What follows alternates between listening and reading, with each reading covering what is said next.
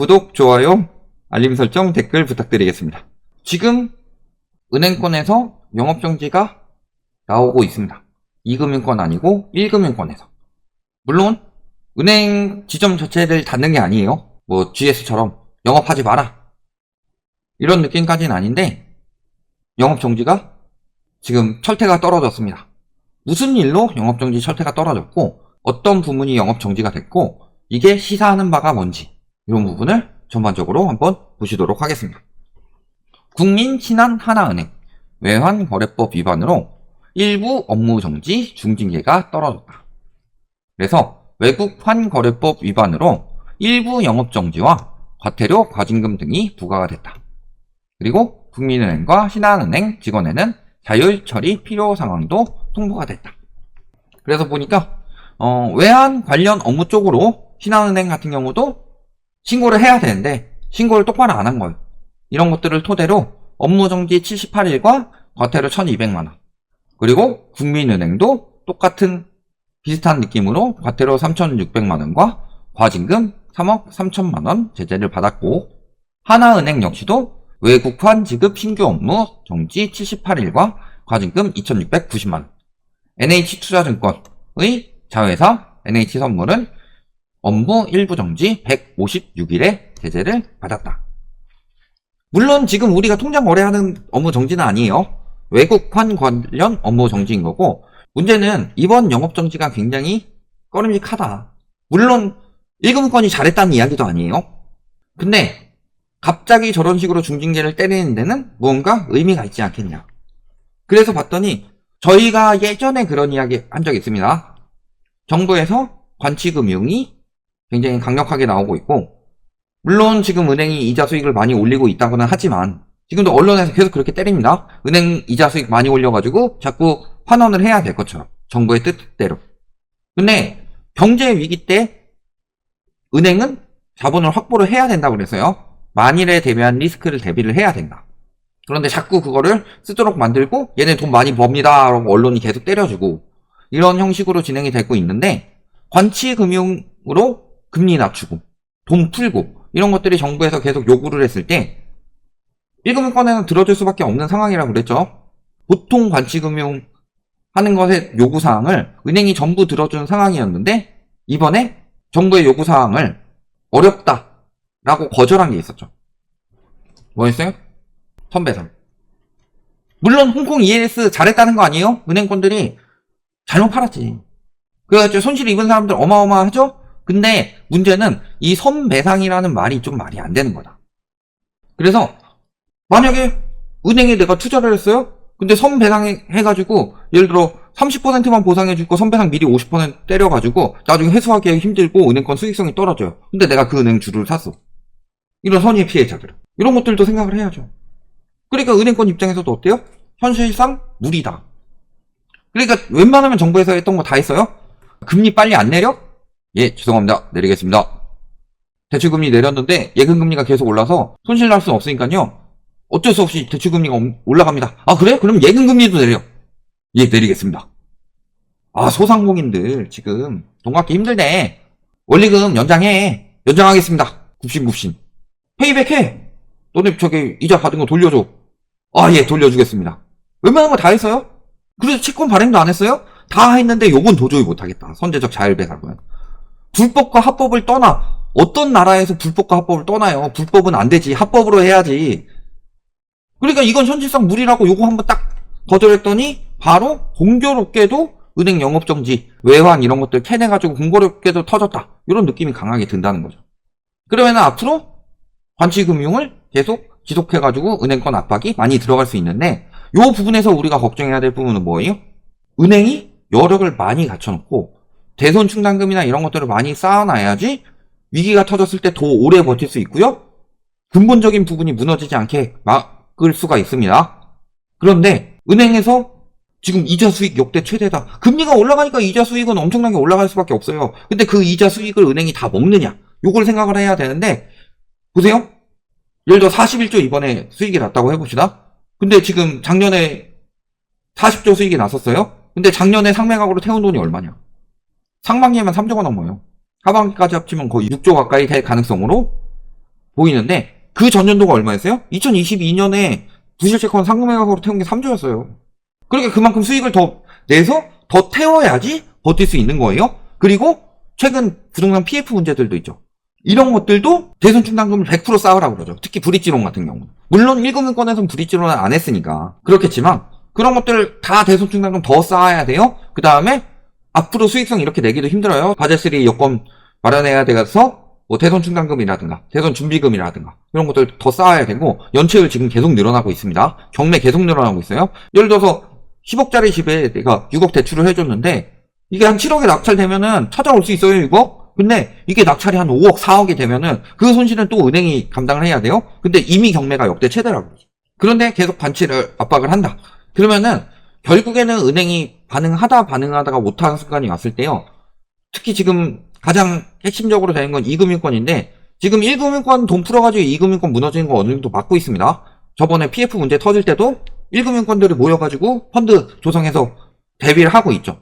지금 뭐 PF 문제에 대해서 100조 대비하고 있다. 정부가 100조가 어딨어요. 전년도에 유예된 금액 2조 7천억이에요.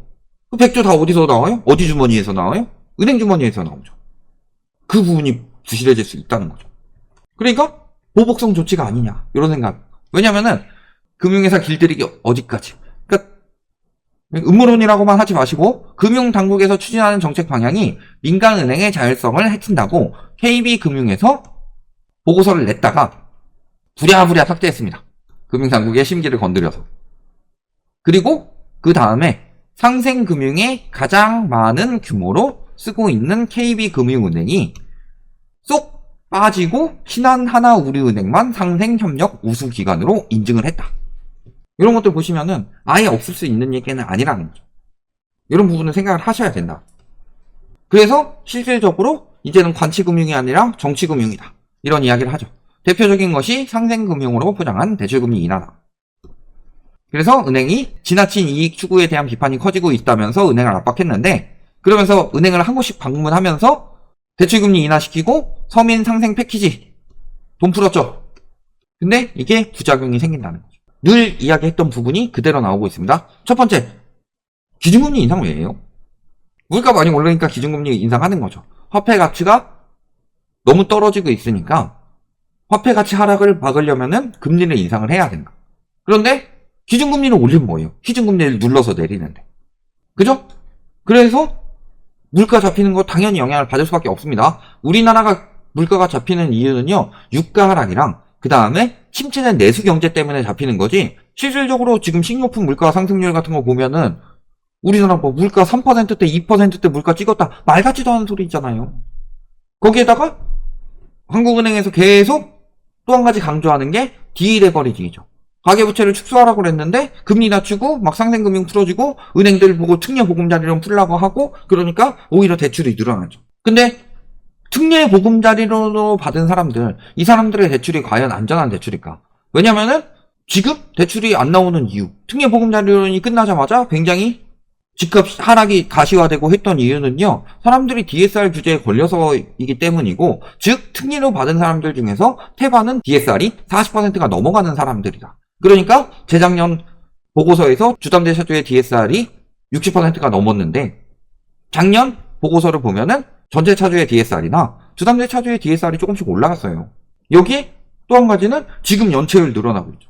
그때 금리 올려가지고 부실을 터트려야 되는데 그거를 계속 억누르고 있으니까 못 갚을 사람도 계속 못 갚으니까 연체율이 올라가고 부실채권도 늘어나는 거예요. 여기에도 또 한 가지 뭐예요? 정부에서 지금 대환대출 요구해가지고 대환대출을 하는데 이게 고객 확보 차원에서 경쟁을 한다. 역마진 나면서도 말 같지도 않은 소리고요. 역마진 나면서도 고객 확보를 왜 해요? 고객이 늘어나면 늘어날수록 손실이 커지는데 그 이유는 역마진을 내서라도 지금 부실이 터지는 것보다는 천천히 갚도록 하는 게 낫다. 이게 은행권의 현실이란 소리죠. 그게 지금 이런 부작용들이 나오고 있는데도 불구하고 아직도 이런 것들을 하고 있는 거다. ELS 선배상을 하라든지. 그래서 감독당국의 수장은 은행의 건전성과 수익성을 염두에 둬야 되지 뭐 은행들이 뭐 금리 장사를 하든 말든 이거는 금감원에서 할 노릇이 아니다. 이 부분에 대해서 계속 이야기를 하는 거예요. 왜 금감원에서 이런 것들 다 나서고 있냐. 위기가 닥쳤을 때 금융 시스템이 흔들리지 않도록 방파제를 쌓기를 주문하고 오히려 돈 더 쌓으라고 주문을 해야 돼요. 너네 돈 많이 벌었어? 그러면은 대손 충당금 더 쌓아. 그래야 되는데 너네 돈 많이 벌었어? 풀어. 이거를 관련 없는 금감원장이 하고 있다. 그러니까 지금 부채 문제가 계속 터지고 있는 거예요. 결국엔 가계부채가 해결이 안 되니까 가계부채를 좀 어느 정도 해결을 시켜야 되는데 각자 도생하게 만들어야 되죠. 물론 자영업자들 이런 힘든 부분 제외하더라도 부동산 시장에 때려 부을 필요가 뭐가 있냐. 그렇죠?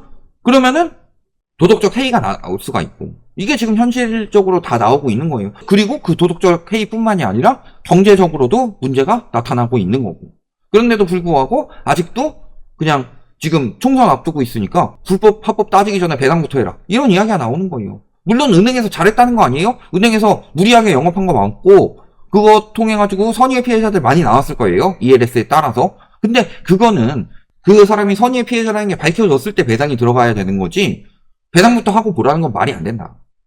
그런 것들을 지금 계속 강요를 하고 있으니까 은행권에서도 지금 하다 도저히 못하겠다. 여기까지 나온 거고. 그러니까 그러자마자 공교롭게도 그런 식으로 때린다. 이런 상황인 거고. 지금 안 그래도 이렇게 많이 했잖아요. 지금도 보시면은 또 기업 지원하는 거에서 5대 은행이 20조를 또 풀어야 되고 이번에 41조 이익 보면 뭐예요? 20조 여기다 푸는데 분담을 해야 되는데 그러니까 은행 순이익도 줄어드는 거고 근데 경제 위기는 커져가고 있죠. 연체율 올라가고 있죠. 부실채권 늘어나고 있죠. 경매 늘어나고 있죠. 이거 결국엔 은행권에서 감당해야 되는데 대손충당금 쌓기는 점점 더 힘들어지고 있는 게 현실이다. 이것도 그냥 사실상 통보. 정부의 정책 발표는 총선을 의식한 선심성 물량 공세다. 이런 부분들을 생각을 해보신다면 잘못 가고 있는 거죠. 어떤 것들을 나타내고 있느냐. 결국에는 근본적인 부분이 해결이 안 되고 있다. 그런 거고 문제는 은행권이 이러면서 뭐 수익을 여기저기서 많이 올리면 괜찮은데 이자 수익은 좀 올렸다고 칩시다. 근데 지금 아까 말씀도 많이 해주셨지만 해외 부동산으로 지금 1조 원 손실 났다고 했죠. 그래서 대출채권 제외하고 수익증권과 펀드 투자 건수가 512건이고 이것의 원금이 총 10조 4,446억인데 지금 9조 3,444억으로 수익률 마이너스 10%. 이런 것들도 감당을 해야 돼요. 그러니까 국내든 외국이든 우리나라 과거 글로벌 금융위기 때처럼 은행이 미쳐가지고 막 돈을 빌려준 경향이 되는 거죠. 투자도 하고 계속 오를 줄 알고 근데 터졌을 때 똑같이 되는 거죠. 근데 여기서 은행에게 계속 압박을 줘가지고 더 위기를 대비할 금액들을 쌓아오는 것들을 못하게 한다. 우리나라에서도 리만 브라더스 사태 터지지 말란 법 없습니다. 이런 것들 잘 확인해 보시면요. 지금 총선 앞두고 선진성 정책들이 저렇게 나오면서 그걸 토대로 은행을 압박을 많이 넣고 있는데 문제는 총선 끝난다고 경제가 갑자기 확 살아나진 않습니다. 오히려 저런 것들이 나중에 금융권 손실을 일으키면서 부실까지는 아니더라도 1금융권이 부실까지는 아니더라도 손실이 나오면서 앞으로 무너질 때 막상 진짜 그때 쓸 자금까지도 미래 다 끌어다 썼을 때 무너지는 시기는 어떻게 됐겠냐. 이런 부분들 잘 생각해 보시기 바랍니다.